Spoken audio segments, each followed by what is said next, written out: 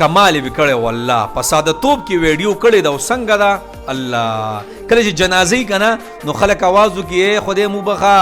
کو د دې میت چا باندې حق مکه نو راتو وای چې وری کو هغه نور چې دی دا غیب سي تاسو واوري صرف ډیر په ساده توپ کې جواب کړی دی او ډیر خسته ویډیو صرف واوري خدای بخوي جنازې ته لږ ټیم پاتې دی 15 منټه دی خدای بخ سپونه برابر وي اجي څه پکې دی ګټه ته وخت وي خدای بخ خبرې کوم وي دا سړی چې دی په دې معاشره کې ناس پاسو په دې چم گاون کې معاملات راغلي د خلکو سره کو د چا په حقي نو زموږ سره رابطه وکړي چې هغه ورکو نو بخانه وته وکړي یا چې تاسو تکلیف رسولای نو بخانه ورته وکړي ځکه چې دی په لوګت سفر روان دی صحیح شو نو امیر صاحب اوس ماته لګ مخکې دی خو وګوره لګ ماته وګوره امیر صاحب دا کسان چې دی دا خو تا راغلی او ستا د ړنه مجبوره یو د ماحول نه مجبوره شي تا به وبخي که هر څه ورسره کړي او که څه روپۍ چې ته به یې وله ورکړې او دا به وبخي وی به چې هلکه پرېږده مړه اړه به پرې وسوځي او که اوس یې درسره ونه بخي نو ماسخوتن چې دا تیاره شي که نه نو به یې بخي خو یې لکه امیره دا کم کسان چې دلته نشته او دلته دا وینه څکله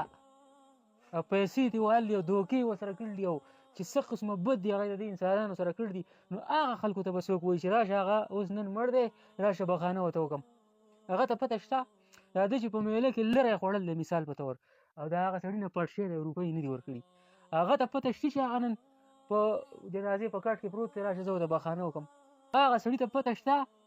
ګاډی یې ودرو ده ته وایي چې ماله مڼې وتله او ده پاکې مڼې د هغه په مخ کې وتللې او شاته ورسره څښاوي او هغه یې هغه ورکړې هغه چې کور کې اوس پړ دی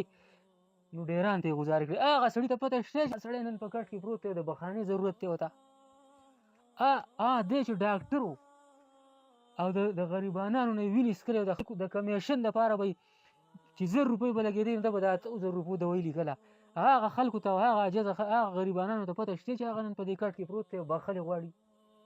هغه سړي ته نن پته شته چې ده وله ویزه کړی وه او بیا ته هلته پټ شوی و دلته یې ورته وایي چې ته به دا کار کوې هلته بیا د اوښانو په کونه پسې په دښته کې هغه دښته کې ګرځي د لوږې مړ شو د تندې مړ شو او ده ورسره دوکه کړله او روپۍ ترې وهلې هلته ترې پټ شوی دی هغه ته